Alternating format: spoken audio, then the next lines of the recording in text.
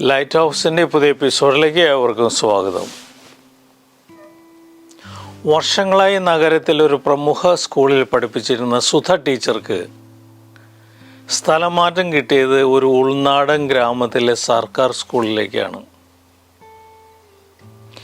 നഗരത്തിലെ കുട്ടികളുടെ മിടുക്കും സൗകര്യങ്ങളുമൊക്കെ കണ്ട് ശീലിച്ച സുധ ടീച്ചർക്ക് ഗ്രാമത്തിലെ കുട്ടികളെ എങ്ങനെ പഠിപ്പിക്കണമെന്നതിനെക്കുറിച്ച് വലിയ ധാരണയൊന്നും ഉണ്ടായിരുന്നില്ല.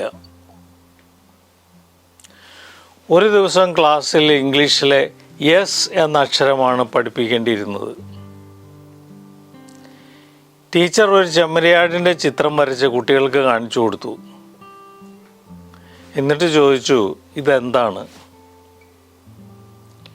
നഗരത്തിലെ കുട്ടികളായിരുന്നെങ്കിൽ ഷീപ്പ് എന്ന് ഉടനടി ഉത്തരം പറഞ്ഞേനെ. എന്നാൽ ഇവിടെ ആകട്ടെ കുട്ടികൾ പരസ്പരം നോക്കിയതല്ലാതെ ആരും ഒരക്ഷരം മിണ്ടിയില്ല.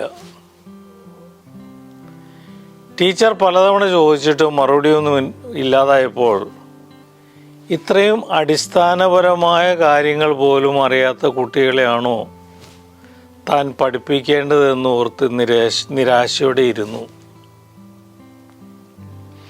അപ്പോഴാണ് ക്ലാസ്സിൻ്റെ പിന്നിൽ നിന്ന് ഒരു കുട്ടി എഴുന്നേറ്റ് ചോദിച്ചത്, ടീച്ചറെ, ഇത് ഇംഗ്ലണ്ടിൽ കാണുന്ന ലൈസ്റ്റർ ഇനത്തിൽപ്പെട്ട ചെമ്മരിയാടല്ലേ?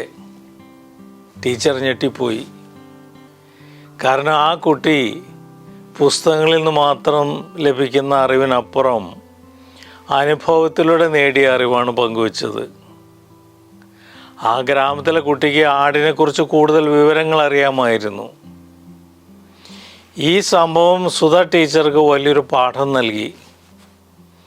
നമ്മളറിയുന്ന കാര്യങ്ങൾ മാത്രം ശരിയെന്നും മറ്റുള്ളവർക്ക് ഒന്നും അറിയില്ലെന്നും ധരിക്കരുത്.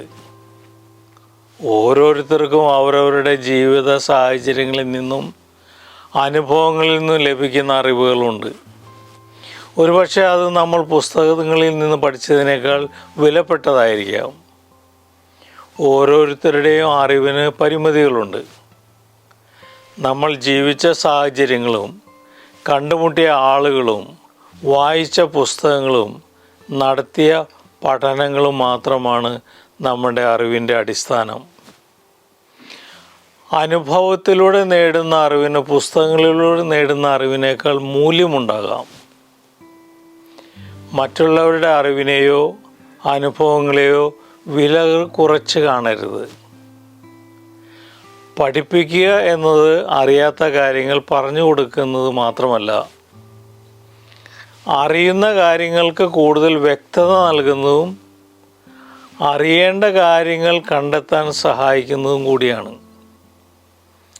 എല്ലാവരിൽ നിന്നും പഠിക്കാനുണ്ടാകും എന്ന വിനയം വളർച്ചയുടെ അടിസ്ഥാനമാണ്.